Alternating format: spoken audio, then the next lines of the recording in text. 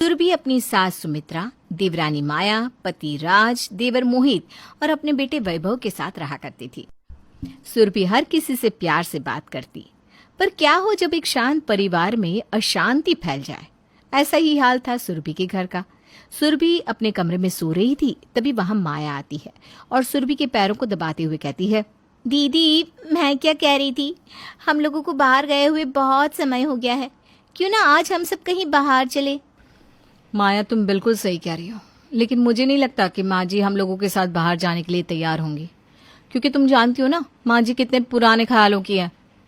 दीदी वो तो मैं बहुत अच्छे से जानती हूँ, लेकिन एक बार बात करने में क्या जा रहा है, और आप तो माँ जी की फेवरेट हो। अरे ऐसा कुछ भी नहीं है, माँ जी हम दोनों को एक बराबर प्यार करती हैं। पता नहीं तुम्हें ऐसा क्यों लगता है। दीदी अगर आपको विश्वास नहीं हो रहा ना, तो मैं अभी दूध का दूध और पानी का पानी कर दूंगी, आप मेरे साथ चलिए बस। माया अपनी जिठानी का हाथ पकड़कर अपनी सास के कमरे में ले जाती है और अपनी सास के पास बैठकर अपनी सास से बातें करती है। माँ जी मैं सोच रही थी कि क्यों ना आज हम सब कहीं बाहर चले। छोटी बहू ये तो कैसे बात कर रही है, बाहर जाना मतलब पैसों की बर्बादी, मैं कहीं नहीं जाने वाली। अपनी सास की बातें सुनकर माया अपनी जिठानी की तरफ देखती है।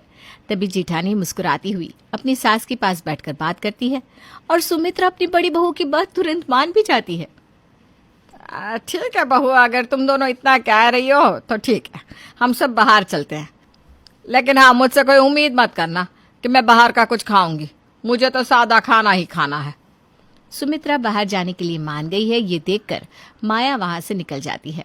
कुछ देर बाद सुरभि भी माया के पीछे पीछे आती है। देखा दीदी, मैं ना कहती थी, माँ जी आपकी बात मानती है, मेरी नहीं। अरे ऐसा कुछ नहीं है माया, तुम कुछ ज्यादा ही सोच रही हो। चलो चलकर रेडी हो जाओ, राज और मोहित के आते ही हम निकल जाएंगे।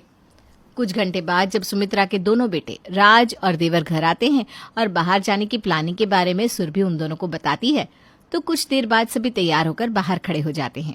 लेकिन तभी माया अपनी जेठानी के कमरे में जाकर कहती है, दीदी मेरे गले का हार नहीं मिल रहा, अगर आप बुरा न माने तो क्या मैं आपका ये हार पहन सकती हूँ। पर माया, राज ने मुझे जब से ये हार दिया है ना, तब से मैंने इस हार को एक बार भी नहीं पहना।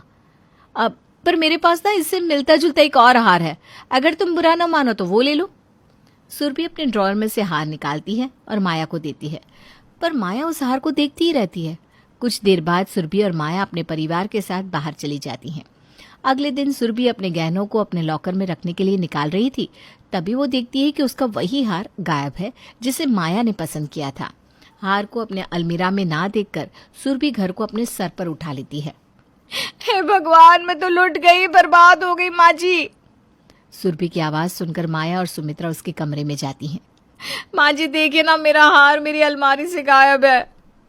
पर दीदी आपका हार ऐसे कैसे गायब हो सकता है, मतलब कल रात की तो बात है, आपके कमरे में उसके बाद तो कोई आया ही नहीं। वही तो माया, तुमने बिल्कुल सही कहा, कल रात से मेरे कमरे में कोई नहीं आया सिवाय तुम्हारे।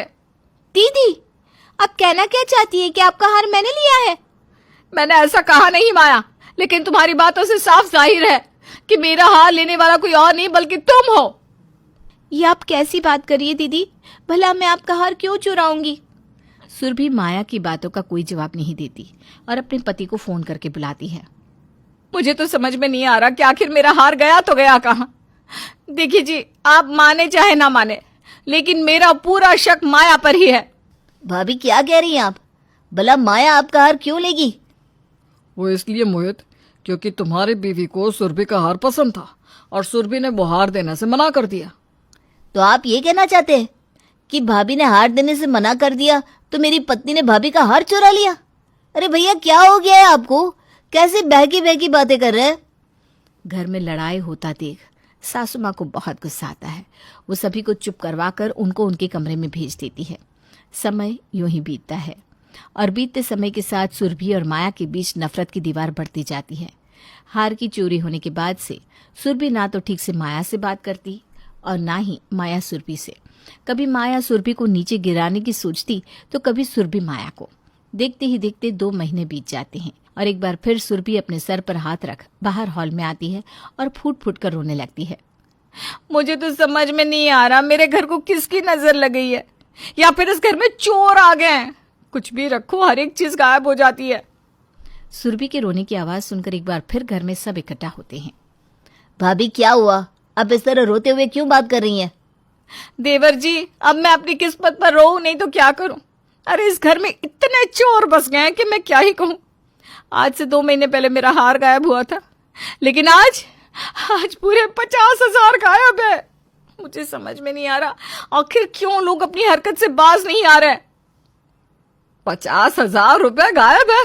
हाँ माँ जी, अभी रात को ही राज जी को सैलरी मिली थी, उन्होंने पैसे मुझे दिए और मैंने अपने पर्स में रखे, लेकिन सुबह में देखा तो मेरे पर्स में से पैसे गायब।